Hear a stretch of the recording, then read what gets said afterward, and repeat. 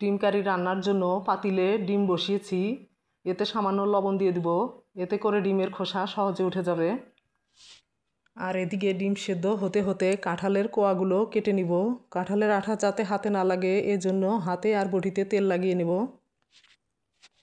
নমস্কার সবাইকে। আজকের রেসিপিতে থাকছে পোক্ত কাঁঠালের কোয়া দিয়ে ডিম কারি, যা রুটি, পরোটা, রাইস সব কিছুতেই খাওয়া যাবে। কাঁঠালের সব কিছু বাদ দিয়ে শুধু কোয়াটা ডুমু ডুমু করে কেটে নিব। আর এর সাথে কিছুটা আলুও ডুমু ডুমু করে কেটে দিয়ে দিব।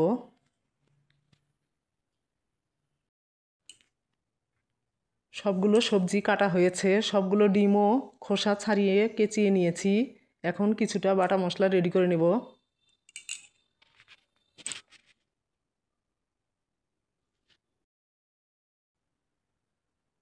এখানে একটা মিক্সির জার নিয়েছি, এতে দিয়ে দিব দুটা মাঝারি সাইজের পেঁয়াজ, একটা বড় সাইজের রসুন, কয়েক টুকরা আদা, 8-9টার মতো কাঁচামরিচ। যেহেতু রেসিপিটা ঝালঝাল হবে, গ্রেভিটা মাখো মাখো করার জন্য দিয়ে দিব কয়েকটা কাজু বাদাম। এখন সামান্য জল দিয়ে একটা মসৃণ পেস্ট তৈরি করে নিব।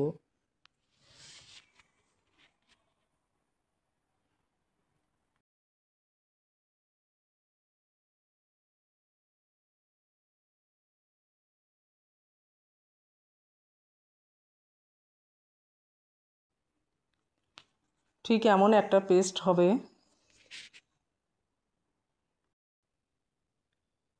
চুলাতে কড়াই বসিয়ে পরিমাণ মতো তেল গরম করে নিয়েছি। এখন সামান্য লবণ, একটু হলুদ গুঁড়া আর একটু মরিচের গুঁড়া দিয়ে ডিমগুলো ভালোভাবে এপাশ ওপাশ করে ভেজে নেব।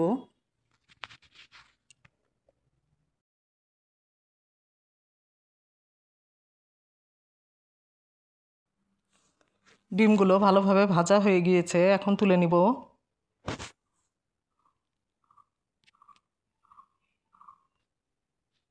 ডিম ভাজা তেলে দিয়ে দিব হাফ চামচ সাদা জিরা আর কয়েক টুকরা তেজপাতা।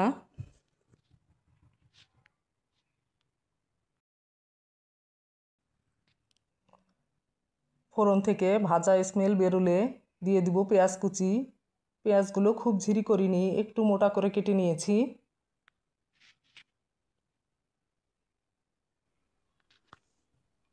পেঁয়াজে সামান্য লবণ দিয়ে কেটে রাখা আলুগুলো দিয়ে দিব। আর দিয়ে দিব কিছুটা গোটা রসুনের কোয়া। কিছু কিছু সবজিতে রসুনের কোয়া খেতে ভালোই লাগে।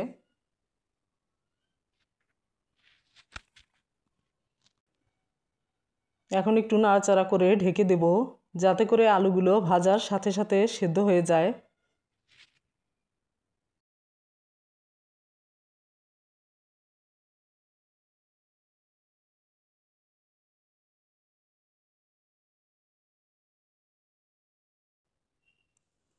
ঢাকনা খুলে আলুগুলো আধা সেদ্ধ হয়ে এলে বাটা মশলাগুলো দিয়ে দিব।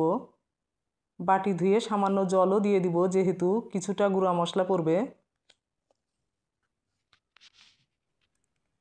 1 চামচের একটু বেশি দিয়ে দিব শুকনো মরিচের গুঁড়া, 1 চামচ ধনিয়া গুঁড়া, 1 চামচ হলুদের গুঁড়া আর দেব স্বাদ মতো লবণ।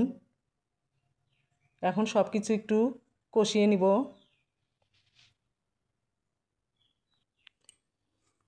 কষানো মশলাতে দিয়ে দিব গোটা গরম মশলা।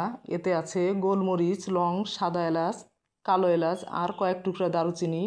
এখন আরও একটু কষিয়ে নিব, যাতে করে পেঁয়াজের কাঁচা গন্ধটা না থাকে। মশলা কষানো হয়ে গেছে, এখন কেটে রাখা কাঁঠালের কোয়াগুলো দিয়ে দিব। একটু নাড়াচাড়া করে মশলার সাথে মেশানো হয়ে গেলে সামান্য জল দিয়ে ঢাকনা দিয়ে ঢেকে আরও কিছুক্ষণ কষিয়ে নেব। বেশিক্ষণ ঢেকে কষানো যাবে না, এতে করে কোয়াগুলো গলে যাবে।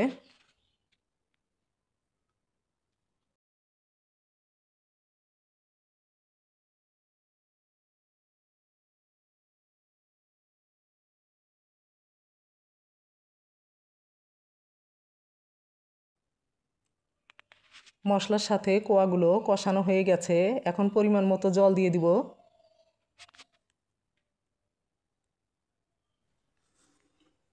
পরিমাণ মতো জল দেবার পর একটা একটা করে তেজপাতা তুলে ফেলবো, কারণ এগুলো থাকলে সবজিতে জঙ্গল জঙ্গল মনে হয়। কার কার এমন মনে হয় কমেন্টে জানিও।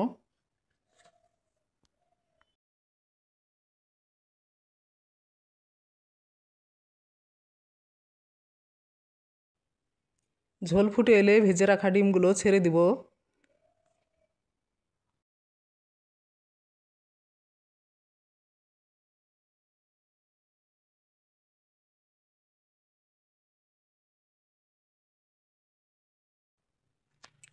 ডিম দিয়ে কিছুক্ষণ জাল হবার পর দিয়ে দেব 1 চামচ ভাজা জিরার গুঁড়া আর 1 টেবিল চামচ ঘি দিয়ে মাখো মাখো না হওয়া পর্যন্ত রান্না করে নামিয়ে নেব।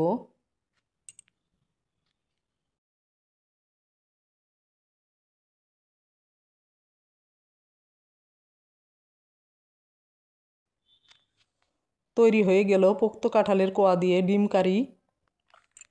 রেসিপিটি ভালো লাগলে লাইক কমেন্ট শেয়ার করে পাশে থেকো। সুস্থ থেকো, ভালো থেকো। দেখা হচ্ছে নতুন আরেকটি রেসিপিতে।